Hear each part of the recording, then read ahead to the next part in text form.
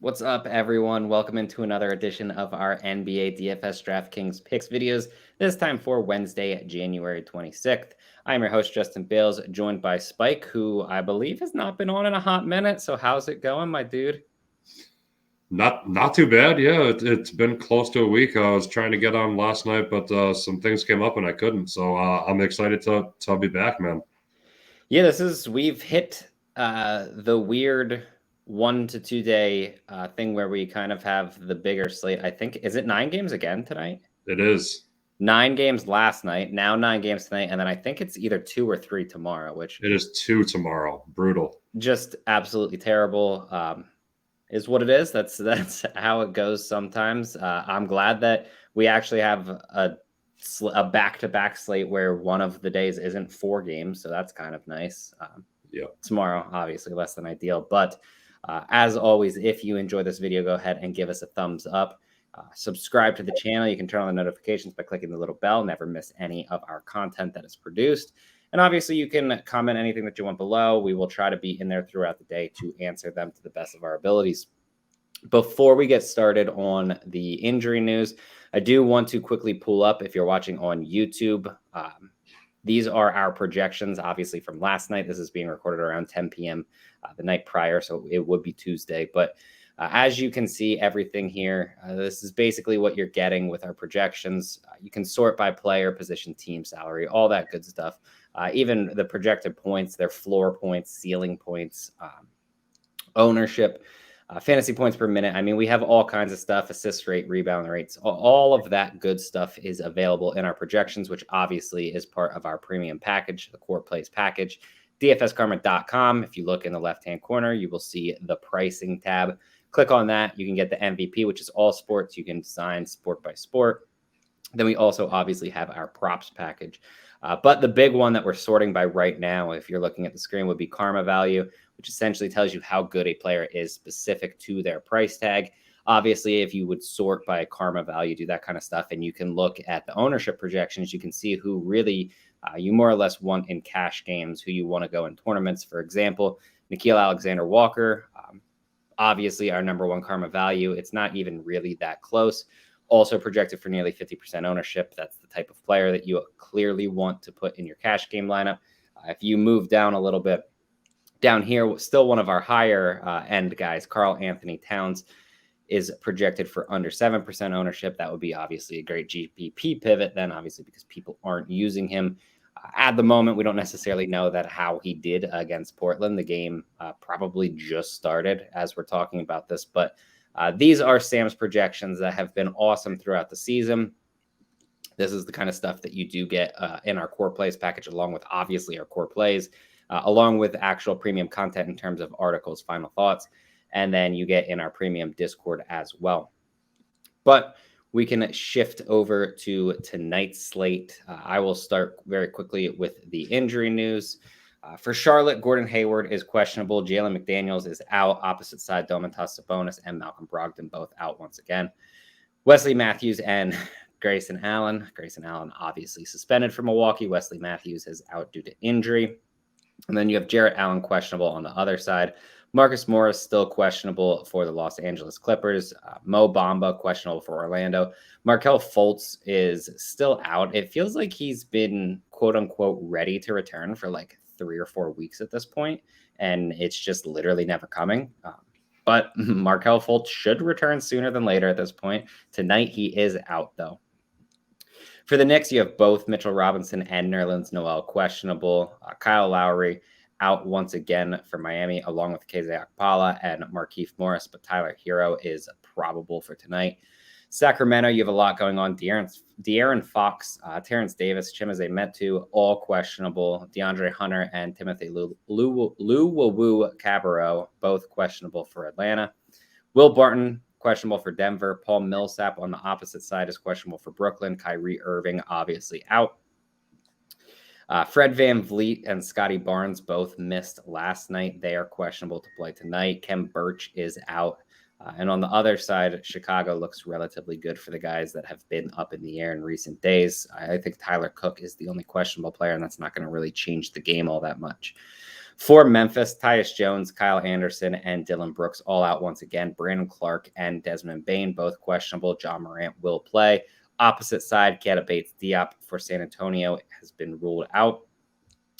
DeAndre Ayton, JaVale McGee, and Jay Crowder all out for the Phoenix Suns. And then you have Donovan Mitchell and Rudy Gobert both out again for Utah.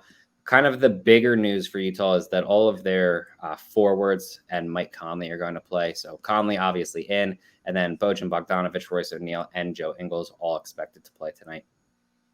Dallas is pretty clear. Sterling Brown has already been ruled out. I guess he's actually listed as questionable, but looks unlikely to play. As for Portland, Larry Nance Jr. is out. Cody Zeller, I believe, is questionable to play tonight, but they expect him to return.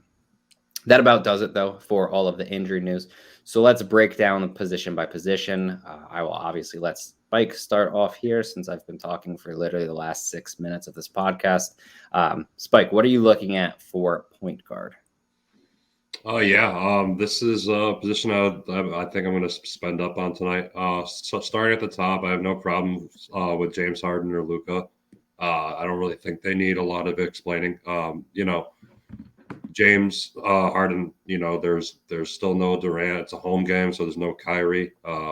He's just going to absorb a lot of usage, and I think this is going to be a back and forth with him and Joker. So, I'd probably prefer him over Luka. If you go down a little bit more, DeJounte Murray's price went down $200 for some reason. It's like they projected he wasn't going to do semi good the night before, or wasn't going to play a lot, I guess. So that's a really, really good price against Grizzlies team that doesn't really scare me defensively. You go down a little bit more. Darius Garland at 9,400 gets a matchup against the Bucks, who aren't really good against defending the 3-point shot. And Darius Garland is just taking a huge step forward this year, and he's shooting it a lot more. He's getting a lot more assists and everything, really. So that's a really good matchup there. You go down some more. Caris LeVert at 8,600 against the Hornets. His first game back wasn't. I don't want to say it was disappointing because you had to figure there was going to be a little rust to come off, but it wasn't what I expected. So I hope that maybe some people don't look at him for this price. Sabonis and Brogdon are both out, so he's going to obtain a lot of that usage. His assist rate goes up too. Even his rebounding rate goes up a smidge. So that's a really good play right there.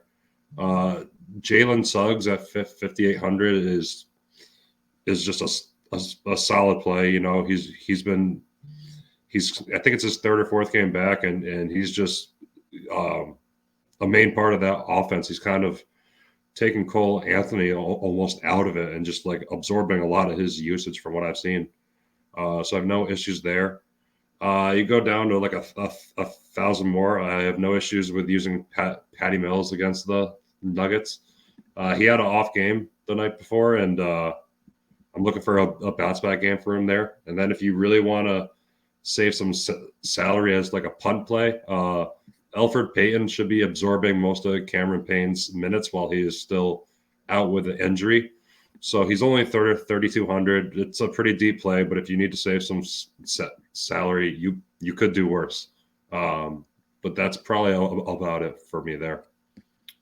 Yeah, I think you broke it down well. So many good options at the top that I feel like I'm going to try my hardest to spend up at point guard. I mean, James Harden, obviously, with no Durant or Kyrie, just a triple-double threat, can score at will. And the matchup against Denver is actually pretty good. Any of these top point guards with the matchups makes sense. Ja Morant, I really like against San Antonio, who gives up a lot of shots in the paint. Obviously, that's where Morant's at his best. And then DeJounte Murray at the other side, 9,800 is a pretty stupid price tag, if you ask me. Should be well over 10,000. I mean, last night he essentially dominated, but he only played, I think, 24 minutes. So really didn't do all that well in terms of actual fantasy production. When you don't look at it on a per minute basis, but who cares? Like, they're not just going to blow out every team, especially, Memphis. So I do think that either of those two make a lot of sense. I'll try to keep my pool relatively small here. You gave a lot of options, but Tyler Hero, I mean, you're just solely getting value, I guess would be the best way to put it. When you look at what he was doing before he went out on the COVID protocols, he was up around 8,000. 6,600 tonight. Obviously, Jimmy Butler's playing, but still no Kyle Lowry, so the minutes should be locked in for Hero. And you're just getting essentially a $1,400 discount. It's a pretty clear play, at least in my opinion. I think it's completely fine. I do think he comes with a little bit of risk, but really not all that much for the price tag. Then you talked about Jalen Suggs. I do think that he's a really good option at 5,800. They haven't, I guess I wouldn't necessarily say that he's broke through the rookie wall at this point, because I still feel like he's super risky in terms of there will be games where he just goes out and drops like the 15 fantasy points. But at the same time, he looks, if you watched him early in the season and you watched him in like his most recent 3 games or whatever, the dude has looked significantly better. I don't know if you saw that dunk that he threw down over DeMar DeRozan the other night. I mean, he just looks legitimately good. Like, a lot of people, when they were saying, maybe he could be the first overall pick ahead of Cade Cunningham, this is kind of what they were expecting. So for 5,800, you're not paying all that much. And then the final guy I'll say here, 4,700, DeAnthony Melton. We kind of expected to take on a larger role with everyone out and injured for Memphis. In his first game, I believe, where that happened, he played 17 minutes, really flopped, and more or less he hasn't been chalky since. But since then, 27 and 31 minutes, 38 and 35 fantasy points in those games. As I said before, I do like the matchup against San Antonio. They're obviously a team that's going to push the pace quite a bit. And I think that Melton at 4,700 is just way too cheap of a price tag. Shifting along to shooting guard, we have Devin Booker at the top here. The big thing is that Utah actually struggles against scoring shooting guards. The other night, these two teams faced off. I did bet Devin Booker over, I think it was like 28 and a half real life points. He dropped 33, 54 fantasy points. So he's more or less the only option that you can spend up on at shooting guard. Are you looking to do that? And who else are you looking at for the position? Yeah. I mean, Devin Booker's a really solid play. I don't even care that they have multiple guys back for the Jazz. This Devin Booker's just not going to be stopped. More games than not. He puts up 25 plus real life points, not to mention his peripheral stats. So yeah, I mean, he really is the only spend up option here. Over 9K at least. He's actually the only option over 9K that's not out. If you go down a little bit, it's kind of dependent on De'Aaron Fox. Not really. I still like him even with him in. Tyrese Halliburton is 7,500. He had such a piss poor game, I guess you could say, last night that I think it might scare people off of him for tonight. But I'd be more than willing to go back to that. It was a fluke game. They got blown out for whatever reason it may be. And I don't expect him to replicate that pitiful performance again. I expect him to go back to what he has been doing, which has been just tremendous. You go down 200 more. CJ McCollum gets a matchup against the Mavericks. It's not overly great, but it's not overly bad. He's still probably the focal point of that offense with no Dame back. He probably won't be back this year at all. But 7,300, I think, is just too cheap for him. You go down a little bit more. I actually had this outlined before he got injured tonight. But if Terrence Davis is to play, I don't mind him at 6K. That's something gonna have to monitor throughout the day. I don't know the severity of that injury, but we'll find out more throughout the day and discuss it more in Discord.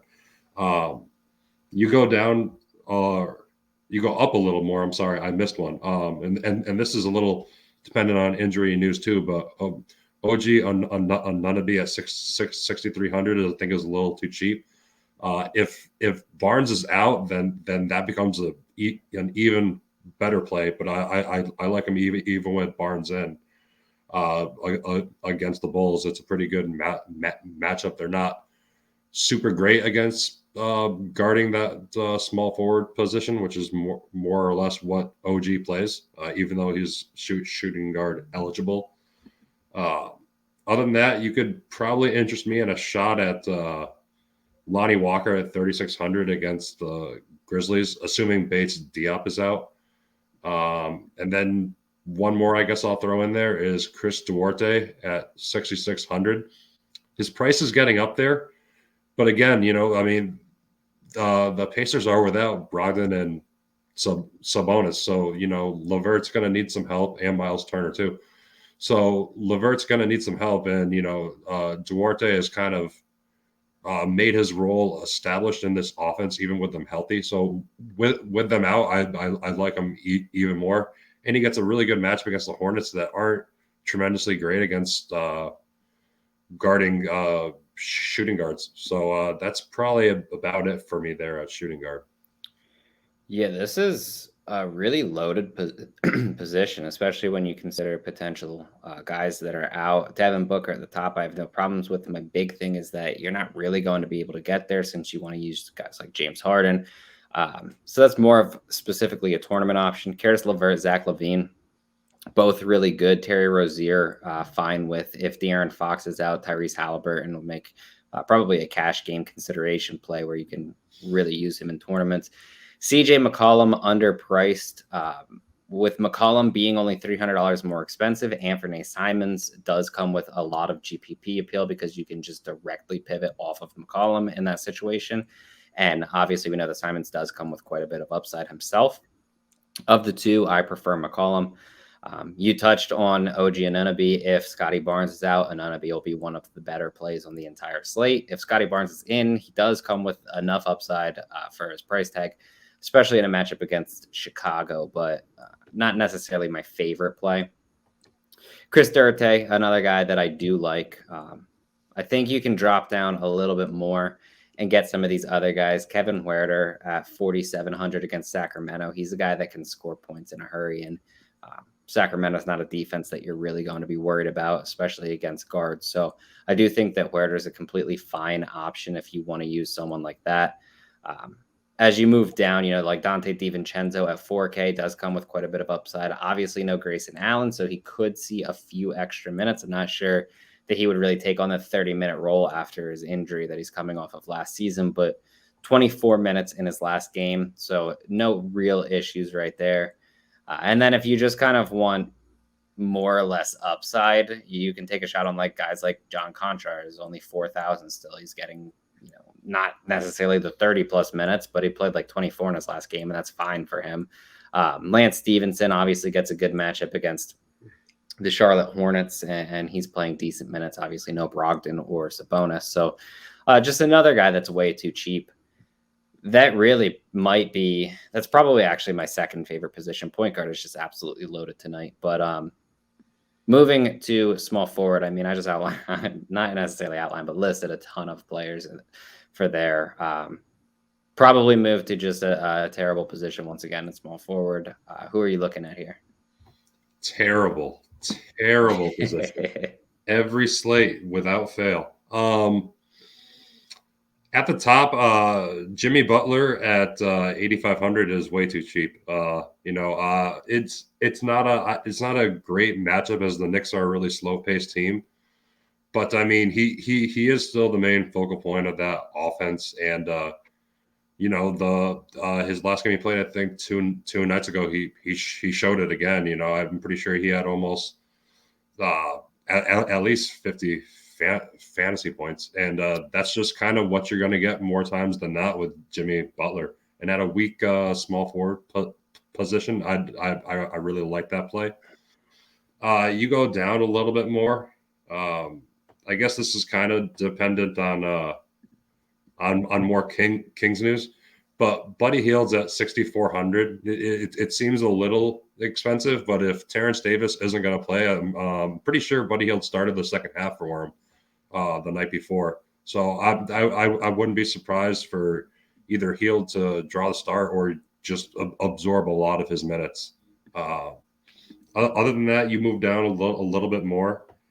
Cam Johnson at 4,300 is just a complete and utter misprice yet again. There's no Crowder. Most of their centers are out too. So Cam's just going to be forced to play a lot of minutes. He had a pretty good game against this Jazz team a couple nights ago. I expect that to be replicated, if not more upside with him. And again, 4,300 is just way too cheap. Expect him to be pretty chalky tonight, but for good reason. So yeah, I mean, more or less, I'm either spending all the way up or going down to Cam Johnson. Yeah, I mean, in cash games, you're probably just playing Cam Johnson moving on because the position isn't great. Jimmy Butler actually dropped 61 in his last game. He triple-doubled. Really good play. I think he takes a small hit with Tyler Hero coming back, but Jimmy Butler, if he wants to completely take over the offense, will. It's Jimmy Butler. Outside of that, though, there's a few guys that we mentioned as small forward. I do think that Scotty Barnes at 6,400, assuming he plays, is too cheap. Yeah. Obviously gets the good matchup against Chicago, so I have no problems really whatsoever with that.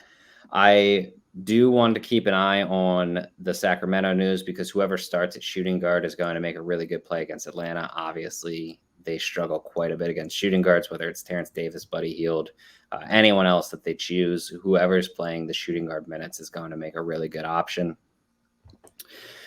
I think there's other guys that are a little too cheap. We saw Nasir Little start last night. I don't necessarily know at this point how he did in that start, but he started with Norman Powell coming off of the bench.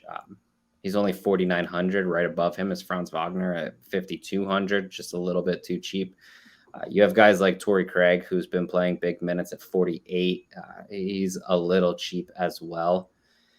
Outside of that, I mean, like it's just very clear that Cam Johnson is the play at 4,300. And then I guess if you want to drop down a little bit below him, Pat Connaughton should get around 30 minutes with no Grayson Allen and no Wesley Matthews, and he's only 4,100. So that's kind of just where I'm looking at for small forward. You probably either pay up for someone like Jimmy Butler or drop all the way down to Cam Johnson, Pat Connaughton, maybe. Like you don't want to use them in the same sentence. Obviously, Cam Johnson's the better play between the two. But if you do want to pivot, Pat Connaughton's 200 cheaper and will be significantly lower owned than Cam Johnson at this point. But moving to power forward, what do you have at this position? I have no issues playing Giannis if you for some reason want to spend up there. He's questionable right now. Just keep an eye on that. You move down a little bit, and I have no problem with going back to the well with Pascal Siakam. I think he actually got a $300 price shaving from the night before, and it's just 8,900. It's just too cheap for what he's been doing. Got to monitor the Fred VanVleet news too. I mean, I like him regardless, but if VanVleet doesn't play again, then, I mean, personally for me, that becomes like almost a lock. Chicago's not good at guarding against power forwards, and Siakam, I think, almost had a triple-double. He might have been 1 or 2 rebounds shy the night last night. So, I mean, yeah, that's if you're spending up, I prefer him over Giannis for sure. You move down a little bit more. John Collins is at 7K. And again, it's just a theme every night, just play players against the Kings. They don't know how to play defense. I don't know if they're ever going to learn how to play defense. And it's just kind of too cheap for his role. Clint Capella is back, so I'd probably put that more in the GPP play. You move down a little bit more. Jaren Jackson at 6,600 against the Spurs. I really like that, as long as he can keep his hands to himself. It's kind of been the theme. Either he gets in foul trouble and plays 20 minutes, or he plays exceptionally well and gets 35 minutes. So it's kind of a toss-up of what you're gonna get. I don't think the Spurs have a lot of people that are going to get him into foul trouble. So that's kind of why I like him a little more in this matchup. You go down a little bit more on the other side of that. Kelvin Johnson's at 5K going against the Grizzlies. I still think it's a little too cheap for him. It's a pretty good matchup. They still don't have Dylan Brooks, so their defense kind of still is taking a hit.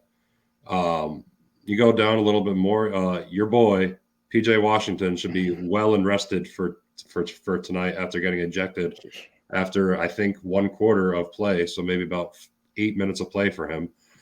He's 4,700 against a Indiana Pacers team that's still depleted. And I don't see why they wouldn't go small here. Indiana will probably go small too, as Goga's really the only one they have of size. So I feel like PJ Washington could see a lot of run here over Mason Plumlee just because they really don't need that size. And other than that, the only other play I'm interested in is Jalen Smith at 3,600 against the Jazz. I mean, they got no McGee, they got no Ayton. So it's just Jalen Smith and Bismack Biyombo for that center position. And I know how the Suns just really hate this guy for some odd reason. I don't know why. But they're going to be forced to have to play him for at least 20 minutes this game, especially going against Whiteside. He's a big dude. So I really think that's a misprice, and he should get the minutes, and 36 is just too cheap, as we've seen what he can do with minutes already in the past. Yeah, I mean, if I knew that Jalen Smith was going to play, he would just be a complete lock. The problem is I could see them giving like 35 minutes to Biyombo, giving the excess, which obviously is only 13, to Jalen Smith, and then just using someone like Cam Johnson at power forward the entire game. And do I agree with it? No. Get Jalen Smith on the floor, please. But it's what the Suns do. They've been doing it the entire season. So I think you outlined it pretty well. There's only a few other kind of situations that I wanted to talk about. One, if Jared Allen is out, Evan Mobley and Kevin Love both make really good options. Obviously, Lauri Markkanen is missing some time as well. So both of them very good plays. I think they're viable in tournaments regardless of Jared Allen. I just don't like the matchup, so I would rather have them locked into those minutes and roll if Allen is actually forced to miss the game, along with Markkanen, obviously. And then two, Kristaps Porzingis is just too cheap. 7,600. I don't really care about the matchup against Portland. It's not a bad matchup. It's actually pretty solid. It's just too cheap of a price tag for someone that has the upside of Porzingis. So I do think that he's completely in play. Outside of that, I don't think that there's anyone that I would really add that you didn't already talk about. Maybe if you wanted to say someone like Danilo Gallinari, does come with upside and has been relatively consistent, which is a little surprising for his price tag because his minutes aren't really overly consistent at the moment.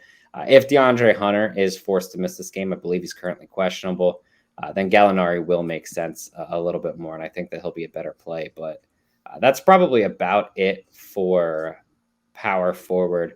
Moving to center, we have Nikolayoki against Brooklyn. Is this finally the time that you go back to Jokic? I know you've kind of been avoiding him a little bit recently. Pretty peculiar, but are you back on him tonight? Yeah, I mean, I avoided him the last night, and it kind of benefited playing Embiid over him. It didn't matter overall in the grand scheme of things, but I do not like to play with fire twice. So, I mean, it's a really good matchup for him. 12-4, that's about the price we've been seeing for him. I mean, he averages 60 points, so that's more or less 5 times value right there with his average fantasy points per game. Yeah, and I really think it's just going to go back and forth between him and Harden. So, I mean, I really like that play. I'll probably end up being on him, even though there's point guards that I think are really good that are expensive too. It's just really hard for me to fade this guy when he averages 60 fantasy points a game. As you go down a little bit more, I have no problems with going to Nikola Vucevic, 9,600 against the Raptors. There's not really many people that are going to be able to stop him. My only issue here is DeMar DeRozan is back from his rest. Zach LaVine is coming to his second game. He was on a minute limit and played 30 minutes. So I assume that goes back out to his normal regiment, which is probably around 35 minutes. So his usage takes a big hit here. I would keep this to GPPs only, but I guarantee you he's going to be very low owned and still a pretty good play. You go down a little bit more. I mentioned John Collins. Clint Capella is a really good play too. He's only $100 more. And the Kings just, I don't have anyone who's really going to stop him. I'm not scared of Rashawn Holmes against Clint Capella at all. So I don't mind that. You go down 500 more. Hassan Whiteside is 6,600 with Rudy Gobert sidelined again. It's a really good play. I like Whiteside over, to win the matchup against Biembo 9 times out of 10, even definitely against Jalen Smith too. So I mean, Whiteside's a really good play. I could see you going two centers here with like Joker and Whiteside. Yeah.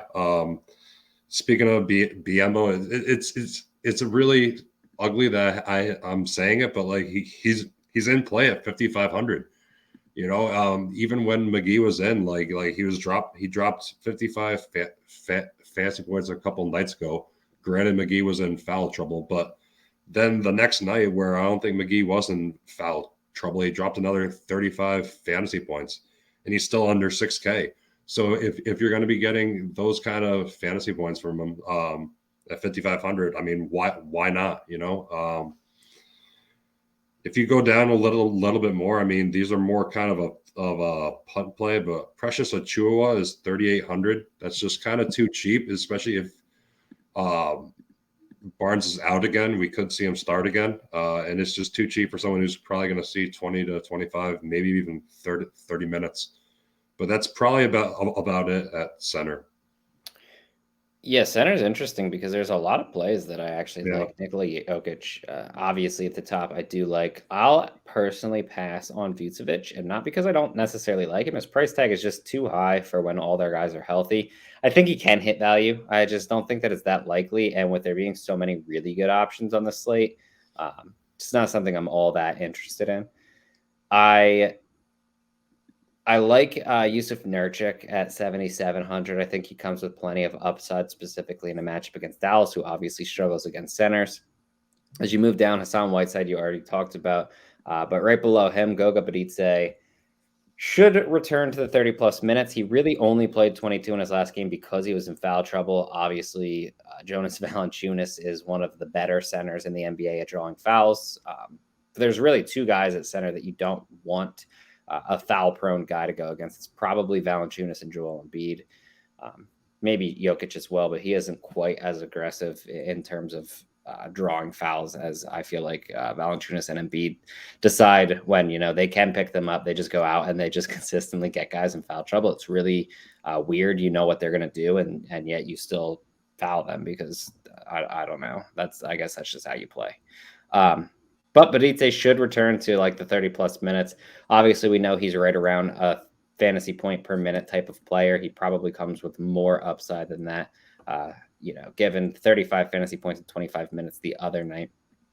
But I think he's a really good option at 6,500. Right below him, Jakob Poeltl has been on absolute fire. Obviously, the Spurs gave their guys a little bit of a rest last night with them blowing out the Houston Rockets. Now they get a solid matchup against the Memphis Grizzlies in a game that, will have a very good game environment. The big one that I would assume is the chalk is going to be Bismack Biyombo, as he should be. He's been absolutely dominant in recent games. Now, no JaVale McGee, no DeAndre Ayton is essentially going to lock him into 30-plus minutes. Granted, he's been playing that in his last two games, and he's dropped 51 and 37 fantasy points. The 37 was against Utah. I'm not worried about a guy like Hassan Whiteside drawing fouls, so I don't really worry about Biyombo in this situation. 5,500 is just a ridiculous price tag. Really, really good option. And then if you want to drop down more, you can take shots on like a Vika Zubac is only 4,900, gets a really good matchup against Orlando. Rashawn Holmes, 4,500. Steven Adams, 4,500. Both of them really, really good options that you can consider here for just way too cheap of price tags. I think that's about it, though. Is there anyone else that you'd like to add? I feel like we went over a lot of players for this slate. No, yeah, we did. I definitely agree.